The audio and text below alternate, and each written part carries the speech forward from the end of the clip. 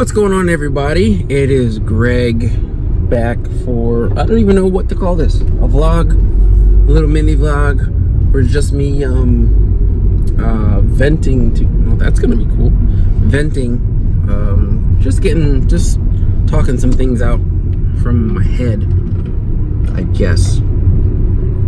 This week, I haven't been filming so much of the activity with the car just because I've been thoroughly frustrated with how to get this thing to work. Now, I know how it should work.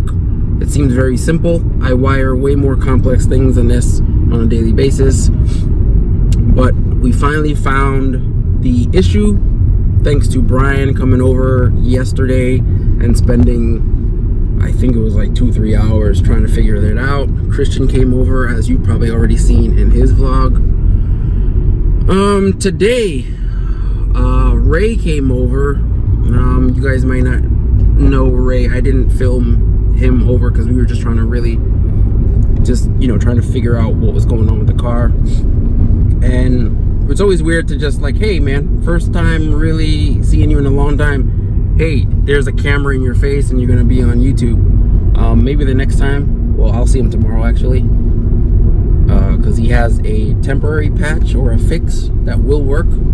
So let me tell you exactly what's been going on. All right, so way the system works is pretty much power, ground. You got your remote signal turn on from the ignition switch or ignition jump,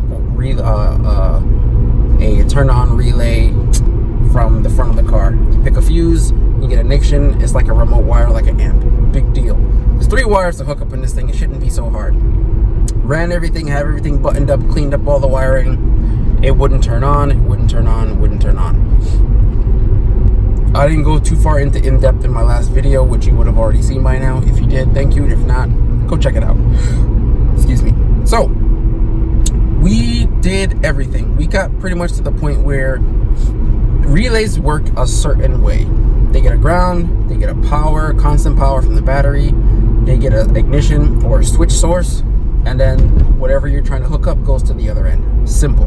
When the ignition part turns on, it closes the circuit and you get power to whatever you're trying to power. This way, the way that they have it wired on the schematic for the airlift system doesn't show it like that. Well, at least it doesn't say that it's supposed to be a ground. But the manifold is what sends the ground signal to the relay to turn your compressor on when it reads that it needs pressure. My manifold is not doing that. Now, I saw this system work in the car before I bought it, so that's why I can't figure out. Is it possible that the system just went bad, or the switch went bad in the little bit of time that I bought the car? It is possible. Electronics break. It's not a big deal. This system is old. It's an old version of the system. So it's like 6 years old. So having an electronics break is not that big of a deal.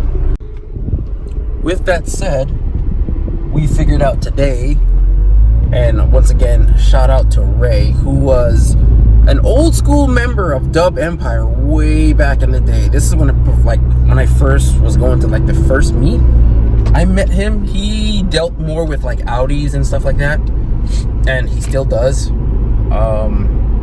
And just so happens that he's lived in my in-laws neighborhood this whole time. I'd pass by him, see him outside, but never really stopped to chit chat or hang out. But I probably will in the future. So Ray, shout out to you and thank you very much for your help if you watch this. So yeah, we're figuring out that the manifold is just not sending out that signal. It's sending out 12 volts. It should be sending out ground. As soon as we put the ground wire to the relay, the compressor kicked on. So with that said, we now know what the problem is, and we have a fix coming tomorrow that will fix the problem, hopefully. This is a lot of rambling, but I just want to explain to you guys what's happening because I did not film much, or if any of it, to be honest with you. I just hadn't filmed any of the whole process that's been going on this week due to frustration trying to figure out why this thing doesn't want to work after I actually saw it working the night I bought the car. Anyway, so Ray has come across this problem before, and he has a solution. There's like a pressure switch that they have found that you put it in your tank, and when the pressure switch senses the pressure dip below its already preset values, it will send power to the relay and kick the compressor on. If the pressure gets too high to the set parameters, it will shut off. So it's pretty much like a fan switch that we use on most cars. Like if the temperature goes too high, the fans will kick on. If it goes too low, it'll shut the fans off. So that's what we're gonna do for now. With this system being so old, even if I went and got a new manifold, I would have to change all the wiring because it's totally different from a new system. So I don't want to have to do that. And this is gonna work. I mean, the system's gonna work. It raises the car goes up, the car goes down. Everything works perfectly fine. It's just the compressor kick on and kick off. So what we're gonna do, we're gonna try that tomorrow. He's gonna just bring it by. We're gonna wire it in. The driver's side of the car does have a small leak on front and back because I left the car aired up yesterday to see if anything would lose any pressure. And the driver's side, both front and back, were down today. So I'm gonna go back underneath there tomorrow after he comes and fixes that. I'm gonna go up under there and try to reconnect all the wires, make sure, not the wires, the struts, make sure they're installed properly. I think I might have left something out. And hook the system up, double check for any leaks, and then go from there. Once that's done, the car is ready to go. It'll be ready to drive and, you know, do bag boy things, as Christians would say. But now I am at the gym because I haven't been steadily in the last 3 weeks, and I think it's taken a toll. Like, I feel totally different. I'm not feeling 100% myself. More tired, which is weird. So yeah, I'm here trying to get a good workout in today and have some fun while I'm here, and that's about it. So I think this will continue tomorrow, and I'll just see you guys in the garage. Till tomorrow. Peace. Okay, we're gonna continue off from yesterday. Today is Friday, so thank God for the weekend. Car sits nicely. I'm going to trim some more of the flares off in the front there to make them sit perfectly, so when I air out, they don't touch, because that's what's happening right now. Ray's coming back over today with a in-tank pressure switch. That shouldn't have been that hard to say. We're gonna get that in, and that should fix the problem. So it's a little pressure switch that's gonna go inside the tank, and it reads the pressure in the tank. When it's low, it'll raise it up, and then it'll send power to the relay, and when it reaches its cutoff, it'll shut off. So basically that pressure switch would be inside the manifold, but we're gonna use an outboard one. So I'm gonna need to open up a port on the tank, get this back installed, and get ready. So when he gets here, this won't take far too long to get done. So Ray just left and was busy working, so I didn't have time to set up the camera or do anything like that. And like I said, he brought his kid, and I don't want like shoving cameras in people's faces. But Ray, shout out to you for the switch and showing me exactly how to set everything up. So the car is working just about perfectly. Now, we do have leaks on the rear to address, but the car works perfectly fine. If I turn the key on, which I left in the house, great job, Greg. Let me run inside and get it real fast.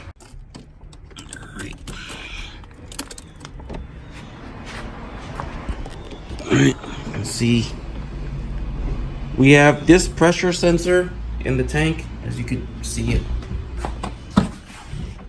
It's just right there. Once the tank is at 90 psi, it'll kick back on and it'll stop at 120. So it's a good little range right there. But you know, I still have to go through the presets, but for now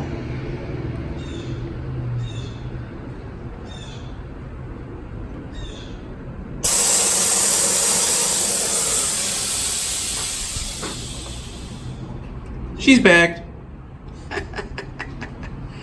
Oh yeah, full zero. Uh-oh. Well, either way, she's out. I'll do a more in-depth video of like when she's all set up and everything with the flares back on and the leaks fixed. But for right now, she's working.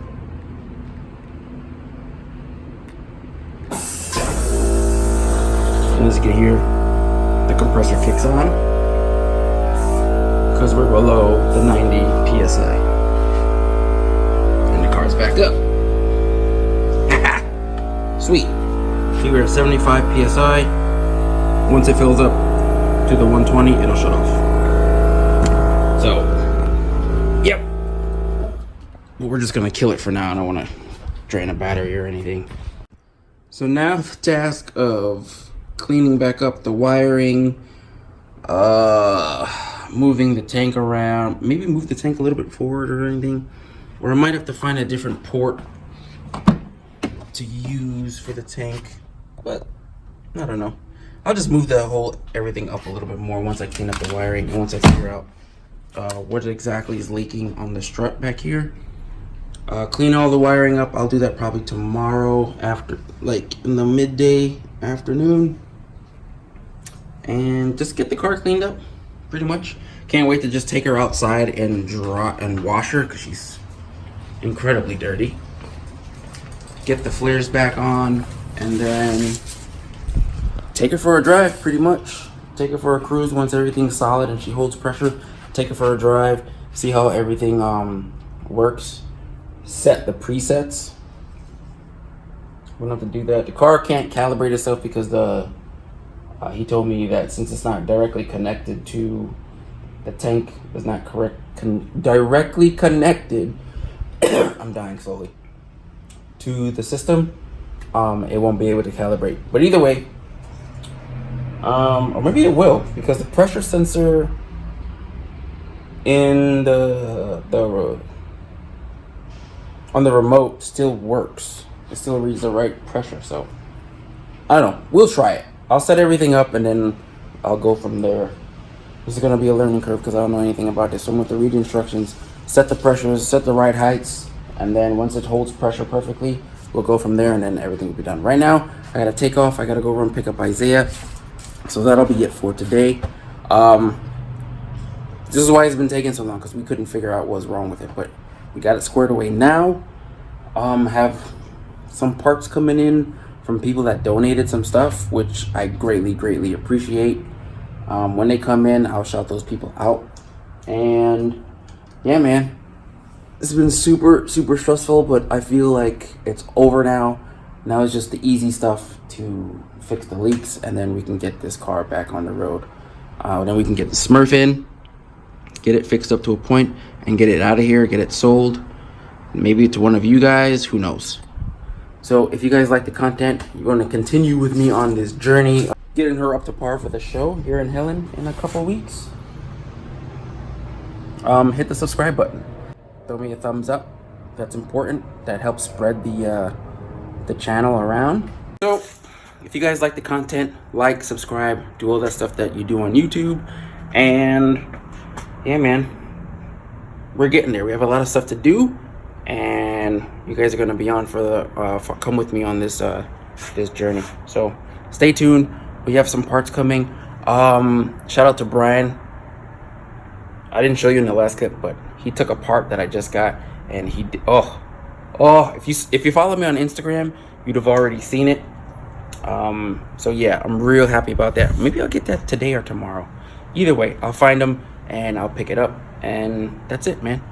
So I will see you guys in the garage. Peace.